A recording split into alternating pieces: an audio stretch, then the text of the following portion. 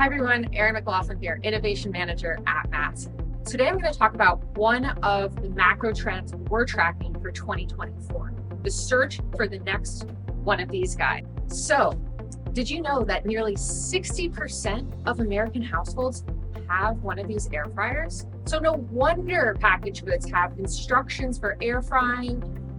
We're also seeing so many popular recipes online for air frying, and even curated products with air frying in the name. Things like kettle chips, chicken tenders, even air fried ramen noodles.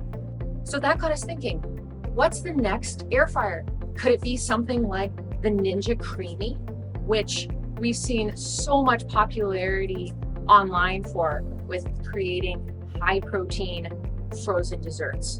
Or could it be something like the Cold Snap, which had so much popularity during CES this year?